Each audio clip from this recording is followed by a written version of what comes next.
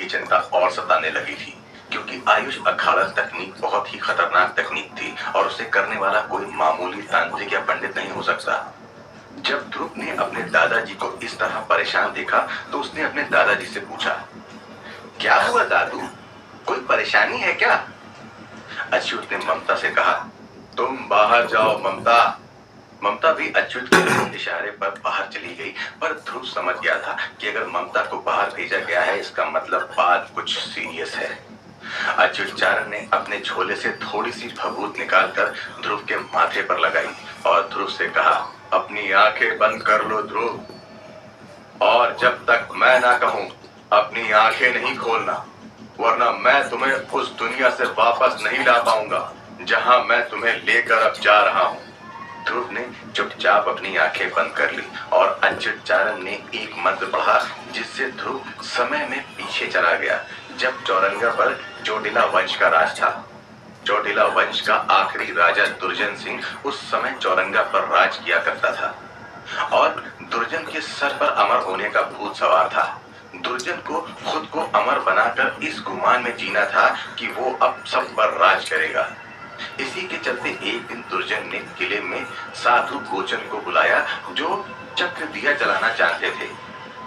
किले में जाते समय साधु गोचन को बिल्कुल नहीं लग रहा था कि वो किसी राजा का किला है। दुर्जन का किला किसी चुड़ैल के घर से कम नहीं था। दीवारों पर खोपड़ियां लटकी हुई थी जिन पर अभी भी खून लगा हुआ था। ये खोपड़ियां दुर्जन के दुश्मनों की थीं। दुर्जन ने पूरी प्रजा को डरा कर रखा था और जो भी दुर्जन के बनाए नियम तोड़ता था दुर्जन उसे मौत के घाट उतार देता था। दुर्जन ने साधु गोचन को चक्र दिया विधि का इस्तेमाल करके दुर्जन की उम्र बढ़ाने का हुक्म दिया, लेकिन गोचन उस तकनीक में इतना माहिर नहीं थे। पर दुर्जन को ये सब गोचन के बहाने लगे थे। दुर्जन ने तलवार की नोक पर साधु गोचन से उम्र बढ़ाने का चक्र दिया हवन करवाया, जिसमें कुल 8 दिन लगे।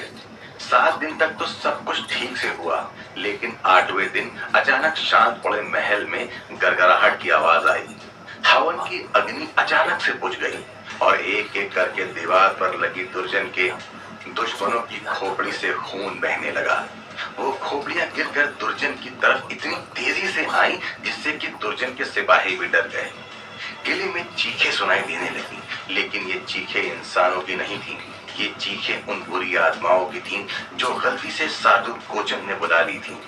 वो दिन चोटिला वंश का इस धरती पर आखिरी दिन था। उस दिन के बाद किले पर आत्माओं का कब्जा हो गया था। कुछ समय बाद अश्वत्थ वंश ने चौरंगा पर राज करना शुरू किया था और अश्वत्थ वंश के महाराजा अश्वत्थ जब बूढ़े हो रहे थे तब उन्होंने भी अपनी उम्र बढ़वानी चाहिए, जिसके लिए महाराजा ने अच्युत चारण के पिता अमरीश चारण को बुलाया, जिससे कि महाराजा अश्वत्थ की उम्र 12 साल बढ़ गई। अच्युत चारण ने ध्रुव के माथे पर फूंक मार दी जिससे ध्रुव एक झटके से उठ गया। ध्रुव ने अच्युत से पूछा, ये सब क्या था दादू? अच्युत ने ध्रुव के सर पर प्यार से हाथ फेरा और कहा, मुझे माफ करना ध्रुव, मेरी हालत ठीक नहीं है, इसलिए अब तुम्हें ही गांव वालों की मदद करनी होगी। मैं जानता हूं कि ये मेरा काम है, लेकिन अब तुम भी इसका हिस्सा बन चुके हो, इसलिए मैंने तुम्हें चौरंगा का अतीत बताया। ध्रुव ने अपनी आवाज में हिम्मत दिखाते हुए कहा, मैं सब कुछ करने के लिए तैयार हूं दादू। पर ध्रुव अब भी कुंडली मंगाने के पीछे की वजह जानता था। ध्रुव ने अपने दादा से पूछा, दादू आपने ये कुंडलियां क्यों मंगाई? अच्युत ने कहा, तुमने चक्र दिया विधि के बारे में तो अभी देख लिया कि कैसे दुर्जन की मौत हुई और तुम्हारे परदादा अमरीश चारण ने महाराजा अश्वत्थ की उम्र लंबी कर दी। पर इस तकनीक के अलावा एक और तकनीक है जो कि बहुत खतरनाक है। मुझे लगता है कि किसी ने गांव में आयुष अखाड़ा तकनीक का इस्तेमाल किया है, जिसकी वजह से नासिर और केसर की मौत हुई है। ध्रुव को लग रहा था कि उसकी वजह से गांव के लोग मर रहे हैं, लेकिन अब अच्युत चारण ने कहा कि शायद कोई और वजह है, तो ध्रुव गुस्से से भर गया और उसने अच्युत चारण से पूछा, दादू आप बताओ मैं इसे कैसे रोकूं?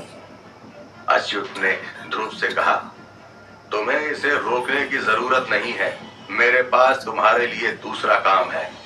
पहले तुम्हें गांव के बाहर वाले गोल गुंबद मंदिर में जाना होगा। तुम्हें उस मंदिर के अंदर जाना होगा और उसके सबसे ऊपर वाले माले पर एक डब्बा है जिसे खोलने का तरीका मैं तुम्हें बताऊंगा। तुम्हें उस डिब्बे में रखी चीजें लानी होंगी। और दूसरा, तुम्हें रघु के घर जाकर उसके शरीर को देखना होगा। रघु की लाश मिल जाने के बाद भी चंपा ने रघु का अंतिम संस्कार करने से मना कर दिया था। चंपा जिद पर अड़ी थी कि जब तक अच्युतचारण वापस नहीं आते वो रघु का अंतिम संस्कार नहीं करेगी। ध्रुव अपने दादा के आदेशों का पालन करते हुए उस गांव के बाहर गोल गुंबद पर जा पहुंचा। गांव वालों का यहाँ पर आना भी मना था। सदियों से इस मंदिर के दरवाजे नहीं खोले गए थे। गांव का कोई भी बच्चा रात को छोड़ो दिन में भी इस मंदिर के नजदीक नहीं आता था। लेकिन ध्रुव आज मंदिर के दरवाजे पर खड़ा था।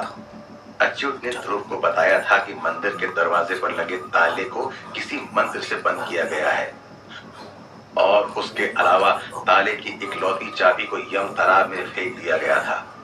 ध्रुव को कोई अंदाजा नहीं था कि इस दरवाजे को कैसे खोलेगा। ध्रुव ने ताले को देखा तो उस पर जंग लगी हुई थी। नजदीक से देखने पर पता चला कि ताला पहले से ही खुला हुआ था। ताले पर कोई निशान भी नहीं था। इसका मतलब किसी ने ताले को तोड़ने की कोशिश भी नहीं की थी। तो ध्रुव के आते ही ऐसा कैसे हो गया कि ताला अपने आप खुल गया। ध्रुव अंदर चला गया। जैसे ही ध्रुव ने मंदिर में कदम रखा अचानक उसे ठंड लगने लगी। मंदिर में कोई खिड़की नहीं थी पर ध्रुव को ठंडी हवा लग रही थी। ध्रुव ने सीढ़ियों पर चढ़ना शुरू किया और वो जल्दी ही सबसे ऊंचे माले पर पहुंच गया। ध्रुव ने देखा कि वहां एक बड़े से पत्थर पर एक डिब्बा रखा हुआ है जिसे खोलने का मंत्र ध्रुव एक कागज पर लिखकर लाया था। लेकिन ध्रुव को वो मंत्र काम में ही नहीं आया। ध्रुव ने जब उस डब्बे को उठाया तो वो डब्बा पहले से ही खुला हुआ मिला। डब्बे को उठाते ही ध्रुव को और तेज ठंड लगने लगी। ध्रुव घबरा रहा था। ध्रुव ने सोचा पहले ताला खुला मिला और अब ये डब्बा भी। क्या हो रहा है यहाँ पर? ये काफी नहीं था कि जब ध्रुव ने वो डिब्बा खोला तो देखा कि उस डिब्बे में कोई चीज नहीं थी। अच्युतचारण ने ध्रुव को बताया कि उस डिब्बे में ध्रुव को कुछ चीजें मिलेंगी पर डिब्बा खाली था। ध्रुव ने वो डिब्बा वापस रखा और वो जाने लगा। लेकिन वापस जाते समय ध्रुव नीचे उतर रहा था कि उसे किसी औरत ने तेज आवाज दी, मत जा, रुक जा वरना मर जाएगा। ध्रुव ने कांपते हुए पीछे देखा तो वहां कोई भी नहीं था। ध्रुव अब 1 मिनट भी वहां नहीं रुकना चाहता था। ध्रुव तेजी से नीचे भागा पर वो आवाज बंद नहीं हुई। मारा जाएगा तू, सब मरेंगे, कहीं नहीं भाग पाएगा तू। ध्रुव अपनी जान बचाने के लिए भाग रहा था पर जब ध्रुव दरवाजे के पास पहुंचा तो उसे कुछ लोगों के कदमों की आवाज सुनाई दी जो धीरे धीरे करीब आ रही थी। ध्रुव अब मंदिर के बाहर भी नहीं निकल सकता था और अंदर भी नहीं रह सकता था। पीछे से उस औरत की धमकी भरी आवाज तेज होती जा रही थी और ध्रुव का डर बढ़ता जा रहा था। वहीं दूसरी तरफ कदमों की आवाज मंदिर के पास आ रही थी। अचानक से कदमों की आवाज बंद हो गई और बाहर से आवाज आई, तो क्या हुआ? उस बूढ़े को तंत्र मंत्र आता है तो उसके पोते के चक्कर में पूरा गांव मर जाएगा। ध्रुव पहचान गया था इस आवाज को। ये बदमाश हीरा था। हीरा की आवाज आने के बाद वो डरावनी औरत की आवाज बंद हो गई थी। ध्रुव दरवाजे पर कान लगाकर सब कुछ सुन रहा था।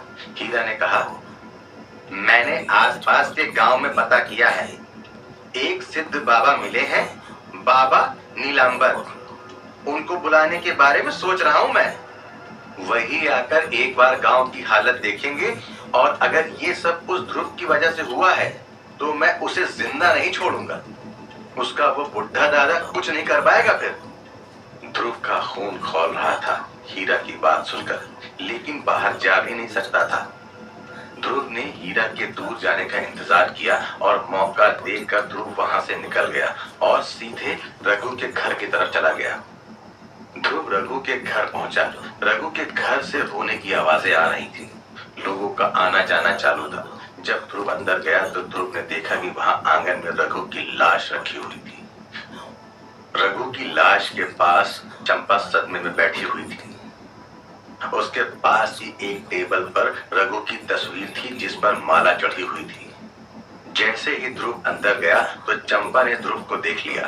ध्रुव को देखते ही चंपा का चेहरा गुस्से से लाल हो गया और चंपा ने ध्रुव को थप्पड़ मारते हुए कहा, तू यहाँ क्या कर रहा है? मेरे बेटे को मारकर तुझे चैन नहीं पड़ा? अब क्या मेरी भी जान लेगा? पर ध्रुव के हाथ भी बंधे हुए थे। आखिर ध्रुव करता भी तो क्या था? ध्रुव बस अपने भाई जैसे दोस्त रघु को एक बार देखना चाहता था।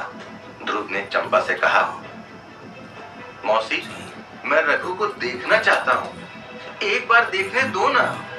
चंपा ने गुस्सा करते हुए कहा, मार तो दिया मेरे रघु को, अब क्या उसका शरीर भी तुझे चाहिए? छोड़ दे अकेला हमें, चला जा यहाँ से। ध्रुव रघु को देखे बिना जाने वाला नहीं था। ध्रुव ने चंपा से हाथ जोड़कर कहा, मुझे रघु से मिलने दो मौसी, दादाजी नहीं आ सकते इसलिए मुझे उन्होंने भेजा है। चंपा ने ध्रुव से कुछ नहीं कहा। चंपा पागल जैसी हो गई थी। वो कुछ बड़बड़ाने लगी और उठकर चली गई। ध्रुव को वहां देखकर गांव के बाकी लोग भी चंपा के घर से चले गए थे। ध्रुव ने सोचा कि ये सही मौका है। ध्रुव रघु के पास गया। ध्रुव ने रघु के सूखे हुए चेहरे को देखा जो कि उसकी तस्वीर से बिल्कुल अलग था। ध्रुव की आंखों में आंसू थे क्योंकि उसका दोस्त रघु मर चुका था। तू चिंता मत कर रघु, जिसने भी तेरी ये हालत की है मैं उसका पता लगा कर ही रहूंगा। तेरी मौत का बदला मैं लेकर रहूंगा भाई। अचानक रघु के पैर के पास कुछ हलचल हुई। ध्रुव ने देख लिया कि सफेद चादर के नीचे कुछ तो हिला। ध्रुव ने तुरंत चादर हटाई और चादर हटाते ही दिन में रात हो गई। ध्रुव ने देखा कि रघु के शरीर पर फिर से वो बेल निकल आई थी जिसे दादाजी ने भस्म से मिटाने की कोशिश की थी। इससे पहले कि ध्रुव कुछ कर पाता वो बेल बड़ी होती चली गई और ध्रुव के नजदीक आती गई। तभी अचानक से ध्रुव को रघु की आवाज सुनाई दी, ध्रुव मुझे बचा ले। जब ध्रुव पीछे मुड़ा तो उसने देखा कि रघु वहां खड़ा था और रघु ने वही गीले कपड़े पहने हुए थे जो रघु ने उस रात पहने थे जब वो पहली बार ध्रुव से मदद मांगने आया था।